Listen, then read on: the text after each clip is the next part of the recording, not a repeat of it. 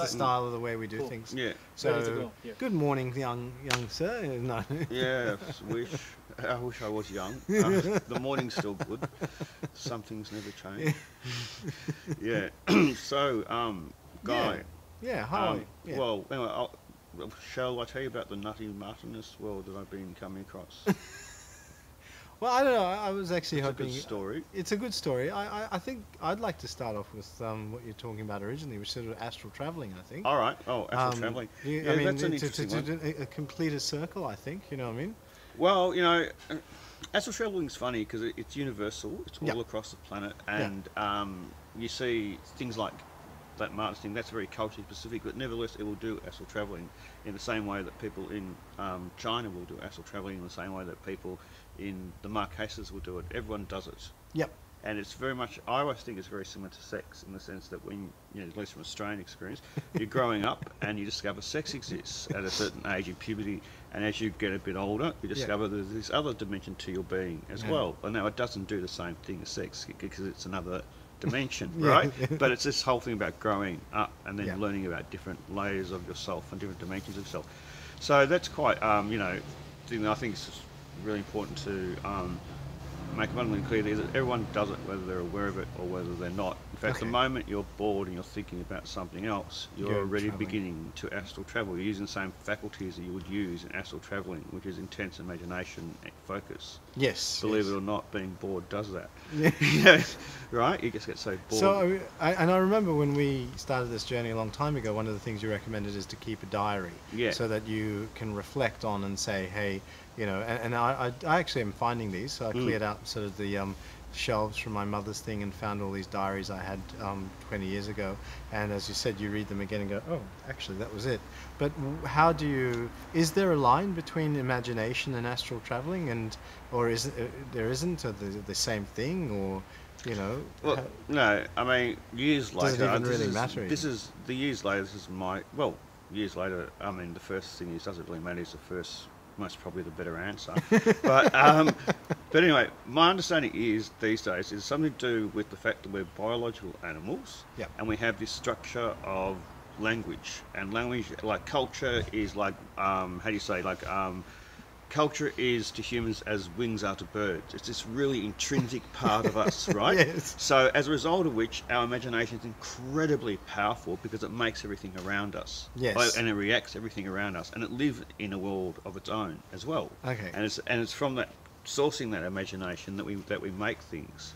So my thing is, it's some weird sort of side effect of becoming linguistic cultural animals, right? And it's not that dogs don't astral travel. The answer there is I don't know.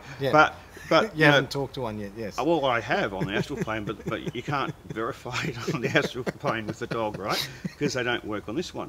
But with human beings, they, so that's my latest theory, is that it's some weird side effect of language. Wow. Okay. And art and dancing, language, drawing, dancing, stuff like that. Well, of course, and in the beginning there was the word, wasn't it? Yeah. Well, that's that sort of idea, and that's all set in myth, so it's not set in a direct scientific sense. It's set in a meaning-based sense. Yeah. So the word could be thought. It could be all kinds of things. It could. Well, what do you mean by? Okay, so let me go back. What do you mean by it's myth-based as opposed to science-based? Well, when I say myth, people call them narratives now, which is a really bad way. It's a really bad word. Basically, why is it a bad word? Because we've already got the word in English, and if we lose our traditions, we don't know where we're coming from. Oh, I see. So people are replacing the word myth with narrative, and and therefore losing half of their literature, which is mythic in nature. Everything from the Bible to the great, what's his name? Homer. Shakespeare. This is in the English-speaking world. Okay. Anyone writes, they write through stories that are meant to mean something that actually aren't literally true. They're allegorically true because the things they do in the stories are physically impossible. Even if it's some historical account, that classic one.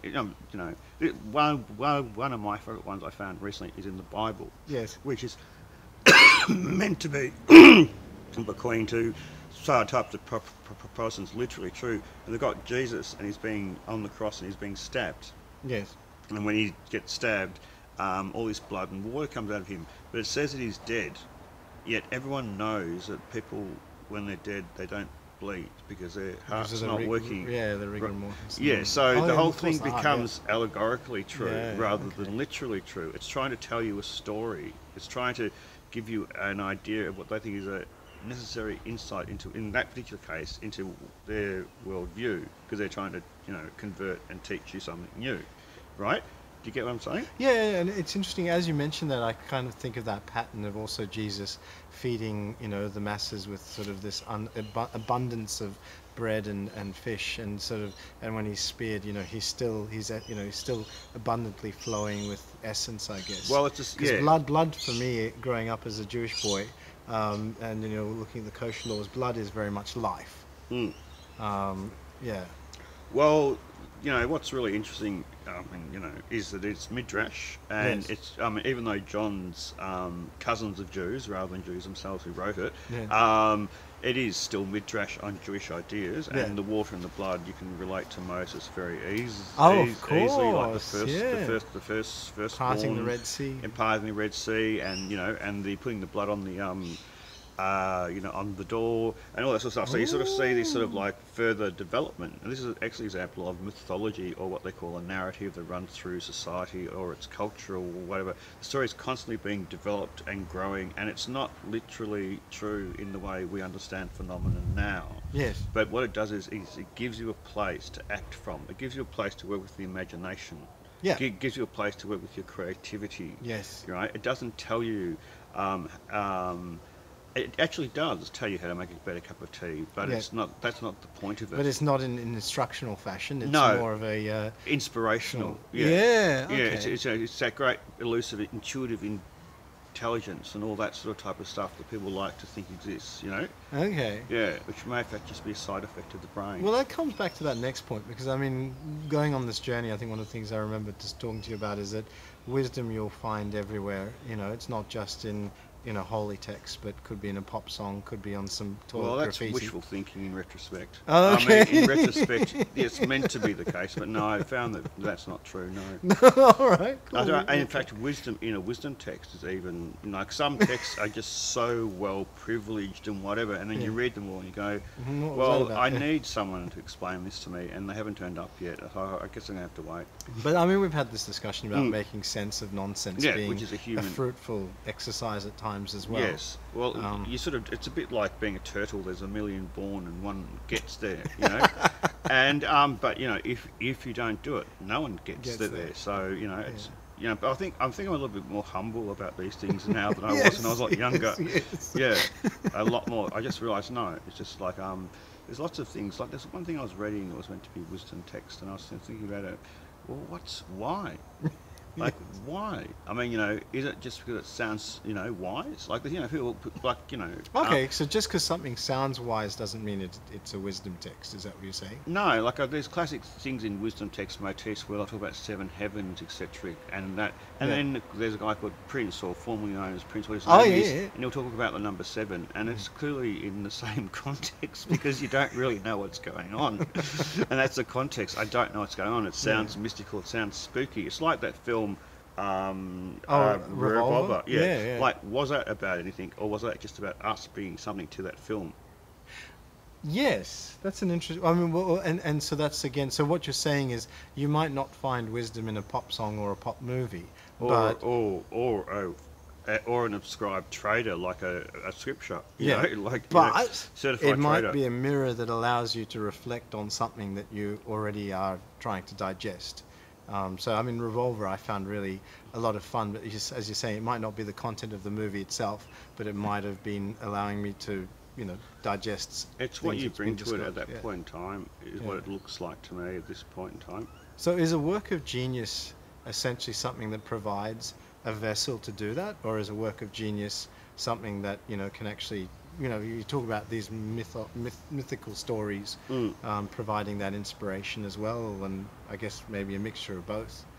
I don't know. I don't think I could quantify genius personally, but it does exist. It's quite subjective, I guess. Whoa, is it? I mean, they found a guy in a cave in, I don't know where it was, but anyway, he'd been living there for 40 or 50 years, and he just made the most amazing thing. Now, the guy's not trained in anything, but he's made a brilliant house that's beautifully made, and of course it appears on the internet, the picture goes viral and whatever. Is that guy a genius? Because his sculpture, his art, his whatever is so arrived, it's so full, it's so completed, it's so developed, even if he didn't hang around a lot of other people. Do you know what I mean? I mean, like, how do you quantify genius? Cool. I mean, he's certainly very brilliant in that area. Yeah. Well, I remember that goes to that other thing where we were saying, one is never, one isn't special but specialized. And so, he might be a genius in one area, but rather, dysfunctional in others. And well, that's another thing that I think is really hilarious with the whole genius thing too. Is that we look at it, is that Maslow's 7 hierarchies and needs. Most of the so-called geniuses. Oh, another 7. Yeah, I know. Mystical, mate. Mystical. Is it 7 or 5? I have no idea. I'm not so sure either. But anyway, 5's another one. Let's face it's a prime number. Ta-da! That's probably why. I think are all prime numbers mystical and non-prime numbers not. Like 13 is still mystical, and 14 is still mystical.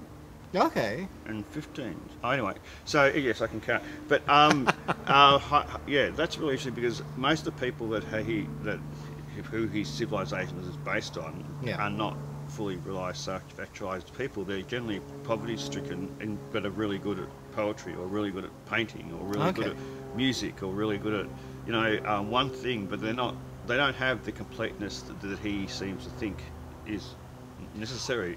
Well, I mean, my understanding of the hierarchy of needs is they're cultural as well.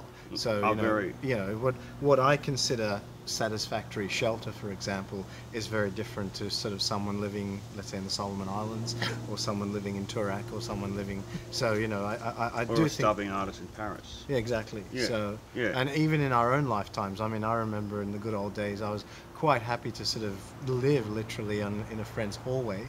But now, obviously, sort of there's different things. So I do think, though, that yes, obviously you want to. It's hard to be artistic when you're sort of, I guess, starving, because you've got the starving, artist mythos. But look, put it this way: most starving artists have put up better art than what's been around in the last so many years, where art has become utterly colonised and is no longer a wonder but a thing to for investment. Like there was a blind artist.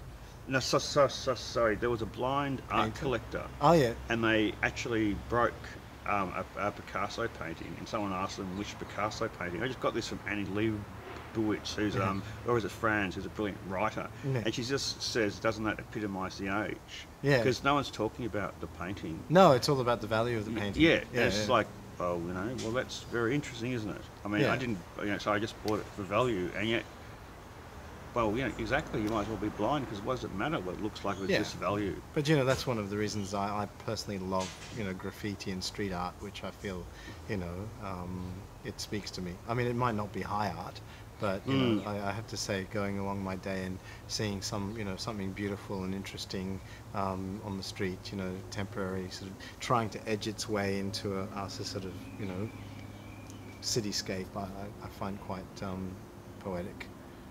Inspirational at this point in time. But those, it sounds good. I used to live in Fairfield, and we used to drive the train there, or I used to catch the train there.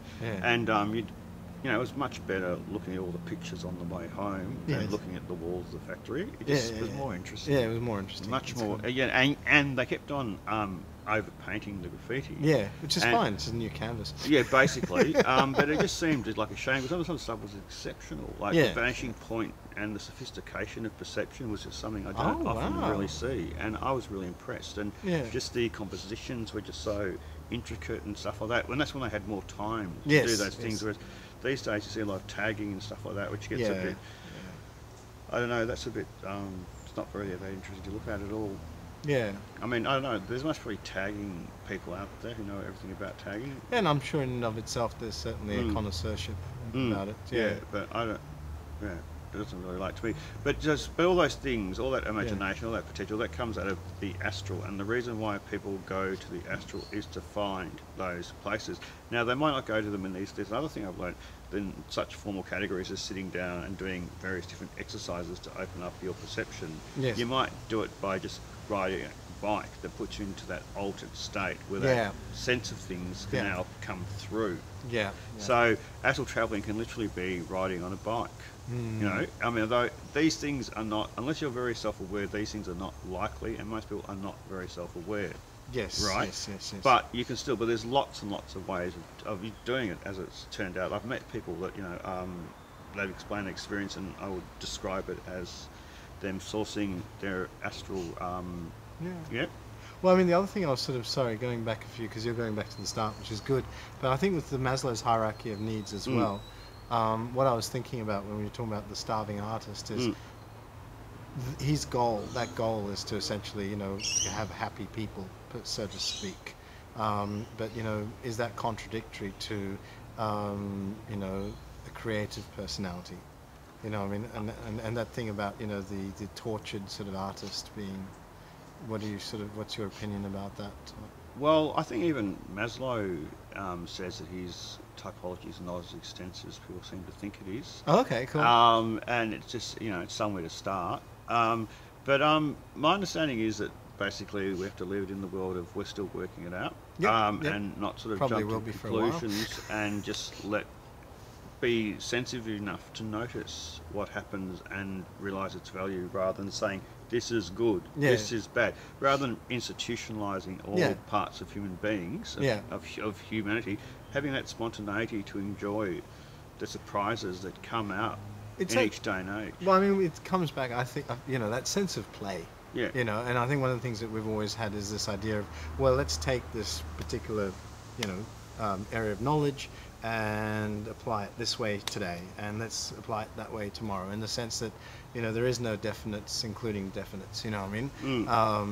And I think when you sort of talk to me about astral traveling as well, one of the things that I found really inspirational and enjoyable was that sense of fun and play, and the idea of as you said, triggering that imagination. So you'd be in an environment that kind of looks like or reminds you of your world, but things just behave differently, and there's a freedom to interact, and there's again that thing of looking at a monster and then changing your perception of it or your way you're reacting to it, and it sort of in front of your eyes transforms into something completely different.